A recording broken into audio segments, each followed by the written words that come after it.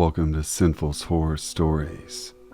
If you're new to the channel, please be sure to subscribe now for future content and make sure you turn on the notifications so you don't miss a single video.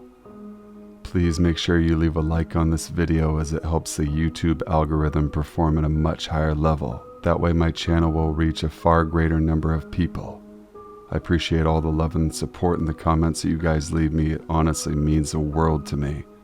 I will never quit making videos, and I will always try to provide the best horror content I can for all of you. If you want your story featured on an upcoming video, send it to thesinfulsavant@gmail.com. I will leave a link to my email in the description box below at the end. Sit back, relax, and stay sinful. I got up during the night to go to the camp toilet. It wasn't far away and I could see it from our tent. There wasn't anybody around. On my way back, I spotted a man I didn't recognize shining a torch into the side of the boys' tent to make shadows appear. When he saw me approach, he put his torch away and walked away, but was sort of hovering around the campsite. I thought he was a campsite security and that I was going to get into trouble for leaving my tent during the night. And as I was an anxious kid, it kept me up all night long. As I couldn't sleep, I noticed for a good hour or so that the guy was still walking around and shining his torch into the side of people's tents. I could hear him and see the light. In the morning, I was falling asleep at breakfast and my friends were taking the piss about it. One of the teachers noticed and thought I was getting sick, so she came over to ask if I was all right. I said I had been up all night because of the camp security guard shining his torch into tents. She looked horrified and said, "What camp security?" and went off to tell one of the male teachers. It turned out that the campsite didn't have security and the police were called out. Some guy who was known to the area for being a sex offender had recently been released from prison and was living in the nearby forest in a tent. I was about 12 and I was at sleepaway camp. The counselors took us on a hike into the woods for the night. When it came time to go to bed, of course none of us were actually falling asleep. We overheard the counselors talking about the police looking for someone. We later learned one of the kids was in the middle of a serious custody battle and that the dad was planning on taking the kid and that the reason we were in the woods was so that he wouldn't find us at the cabin. No idea if it was actually dangerous, but looking back it definitely is unsettling. I went on a camping trip when I was a kid. One of the first ones out of the bus and I had to use the public bathroom. I noticed a few daddy long legs on the wall outside the bathroom. Think nothing of it. I open the door and am immediately greeted by thousands, if not millions of daddy long legs that are covering the bathroom from top to bottom. The bathroom was big as well, with at least 3 stalls and 3 urinals. That, and coupled with the fact that our camp counselors were sadistic and told us preteens a bunch of scary stories, then jumped out of the woods in the middle of the night screaming with bloody Jason masks. I stayed in my tent most of the time after that. My youth group stayed at a campsite for a weekend trip. We were all in the cabin playing cards when someone with a gorilla suit ran by the cabin, started banging on the door. It really freaked everyone out because it was no one in our group. They came back a couple of times until one of the adults confronted the person and they ran away into the night. They never found out who the person was in the gorilla suit. Let your minds wander for a second. How creepy is that? We were playing soccer and someone shattered my leg, broke it in 8 places. There was no swelling, so they said I was faking it and they wouldn't take me to the hospital. Instead, they sent me back to my cabin for the night. I hopped around for a day, but the next night I was in too much pain to sleep, so I limped to the nurse's office, broke in and took a handful of Benadryl just so I could sleep. That night, a group was doing an overnight in a 3-sided shelter and decided to have a peanut butter fight before bed. One kid fell asleep with peanut butter in his hair and woke up when a skunk walked into the shelter and pulled a piece of the kid's scalp out. The kid punted the skunk out of the shelter, which caused it to spray everyone on the overnight. So they had to take the kid for a rabies shot, so they might as well take me along to get x-rays, since they were going anyway. Helen Keller could have pointed out the breaks on my x-rays. I was young, like 11 or 12 years old, and at a Girl Scouts camp. One night after lights out, we were told by our counselors to stay in the cabins, latch the doors, get under the beds, and turn out all of the lights. Some old guy had gotten drunk and trespassed. He had been walking around the property, but luckily didn't find any of the campgrounds. Rumors were he had an axe, but I don't think that's true, or at least I hope it's not. I went to a Boy Scout camp during the mid to late 90s. They had an archery range where we all were learning how to shoot. They were big on safety, but it was the 90s, so... Anyway, everyone shoots and we're going down range getting our arrows. Then we hear someone yell out in the covering shooting area. I look up and see the semi-special needs kid holding an arrow at full draw and lets go. The kid hits the kid standing 5 feet from me right in the arm. It's chaos. Everyone's running around and screaming. The kid with the arrow sticking out of him is just standing there in complete shock. Next year, there was no more archery training. We were on this really long canoe trip in northern Ontario, like deep wilderness. We were on this gorgeous clear lake when we found a secluded beach. It was very beautiful, so we decided to stay there for the night. The whole day and even sitting around the fire that night felt weird, but I couldn't really place my finger on it. I woke up in the middle of the night to the sound of soft country music playing.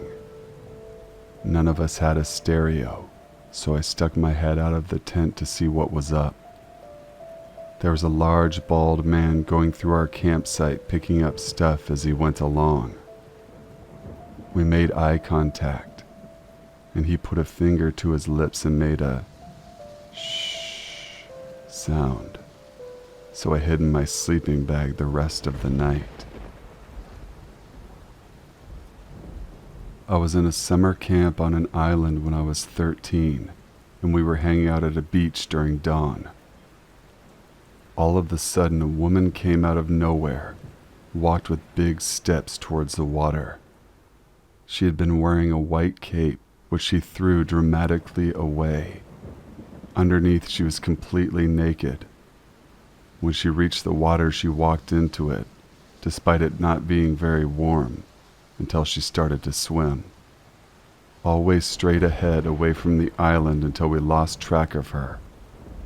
We stayed for 5 more hours, but she never came back, and it was dark and she was naked. Her cape still lay on the beach. Back then we joked that she was a mermaid, but it later occurred to me that we may have witnessed a suicide. When I was 14, turning 15, I went to confirmation camp. This place was located literally in the middle of nowhere, just endless forest around us. There was a total of maybe 30 of us, teenagers as me and the camp leaders. The cottage was 2 floors high, and on the 2nd floor was the girls' bedrooms. We were settled down to sleep. It was probably around midnight, when suddenly there was a really loud banging on the only window the room had. Since it was already dark outside at this time, you really couldn't see what, or rather who it was, until the person turned a flashlight on. The light was going through the room, and we were able to see 2 grown men, probably around 30 years old, lurking on us and smiling. Thanks to whoever built this place, The window could not be opened and it wouldn't fit a person through it. The leaders, of course, heard the screams and voices and called the police, but the men had enough time to escape before the authorities arrived. In the morning, while discussing the events of the past night, it turned out that one of the girls in the camp was actually having some kind of relationship with one of these men and had invited them in. The police did go and have a chat with these men, but they never got anything out of it, since I guess they didn't do anything too illegal. It was still very creepy to wake up to grown men looking at young girls while they were sleeping. I was 15 years old at a summer camp in upstate New York. One of the older counselors, maybe 22 years old, cornered me in a dark cleaning supply closet one afternoon. He started kissing me and grinded on me while grabbing my ass and pulling me into him. It lasted about 20 seconds, but I still remember it like it was yesterday. Another older male counselor had a bunch of 9-year-olds hold me down and grab me all over. It was terrifying. I went home after that summer a different person. I left home 9 months later at the age of 16. It wasn't because of that specifically, but after being molested by my grandfather from age 3 to 9, and then a couple of guys in summer camp, I lost faith in my parents' ability to protect me. Every year I went to the same camp, and every year they tell us 3 things. Watch out for banana spiders, don't have sex, and don't attempt to dive down the lake. The lake in question has many caves at the bottom of it, probably 50 to 100 feet down. They used to teach scuba diving, but haven't since a counselor drowned. Nobody has scuba dived in that lake or attempted to reach the bottom for 15 years. The stories are passed on from counselor to counselor, and all is relatively the same. A group of kids didn't see their counselor, searched for him, came back up when oxygen got low, and alerted another counselor. Counselors went in the water to look for him, and people checked every inch of this camp in the middle of the woods. People were praying he wasn't in the water and somehow got out. 3 hours later, his body was found, taken from the water. He was 22 years old and gone just like that. Camping in the backcountry can sometimes be an eerie experience, especially for those of us who spend more time in the city than in the woods. But what if you came home with proof that something out of this world and creepy happened? Writer Tammy Assers recounted a childhood event for Washington Trails. Family friends went camping deep in Canada's backcountry, and during the trip were plagued by unexplainable, deeply uneasy feelings. They went ahead and had dinner around the fire, and took pictures of each other sitting around and eating dinner. No one could explain why they felt so weird and jittery. That is, until they returned home and developed the rolls of film from their cameras. There, in the fire, they saw faces. They showed the pictures to Azar and other family members. Very clear faces coming up from the flames. To this day, I can remember the very evident eyes, noses, and mouths of the phantoms that burned towards the sky. British backpacker Paul Onions was on the hiking trip of his life around Australia when he hitched a ride out of Sydney with a good-natured guy named Bill.